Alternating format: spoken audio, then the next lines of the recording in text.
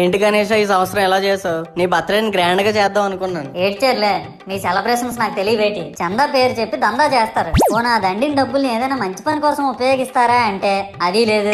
పైగా నా విగ్రహాన్ని కొనడానికి పెళ్లి సంబంధాల్లో పిల్లని చూడడానికి వెళ్ళినట్టు పొలోమను 10 మంది వెళ్తారు. అందులో ఒకడికి ఆ బొమ్మ నచ్చిందని, ఇంకోటికి ఈ బొమ్మ నచ్చిందని. నా కర్మ ఏంటంటే అక్కడ ఉన్నవన్నీ నా బొమ్మలే. మళ్ళీ తీరా 10 మందికి ఒక బొమ్మ నచ్చాక అమ్మేటోడు అలుసుగా తీసుకొని 10,000 15,000 అని బాంబు పేలుస్తాడు. ఎందుకురా బాబు ఇంత రేట్ అంటే కలకత్తా నుంచి తెప్పించాం అంటాడు. నాకు అర్థం కానిది ఏంటంటే ఎక్కడైతే నేను కలకత్తా నుంచి అయితే నాకన్నా మొనగాడు వస్తాడా, అక్కడ కూడా నేనే కదా. ఇలా నన్ను బజార్లో పెట్టి బేరం ఆడి నా మొహానికి ముసుగేసి వ్యాన్ ఎక్కిస్తారు. ఆ వ్యాన్ డ్రైవర్ గాడు నేను ఉన్నానని కూడా చూడకుండా ఏదో ఆలోచించుకుంటూ డ్రైవ్ చేస్తా గతకల్లో గబ్బి గుబ్బి అని తించేసి నా కాల్లో చెయ్యి ఇరగొట్టేస్తాడు. ఈ విషయం చందాలు ఇచ్చిన చిన్నోళ్ళకి తెలిస్తే మళ్ళీ ఇరిగిపోయిన బొమ్మ పెట్టకూడదని ఏ బొమ్మ రాసి కవర్ చేసేస్తాడు. సరేలే, జరిగిందేదో జరిగింది, నా భక్తులే కదా, కూల్ బ్రో అని చిల్లయ్యే లోపు నన్ను పందిర్లో పెట్టి ముసుగు తీసి నాకన్నా పొడుగున్నే సౌండ్ బాక్సులు 2 నా చెవులు పక్కన పెట్టి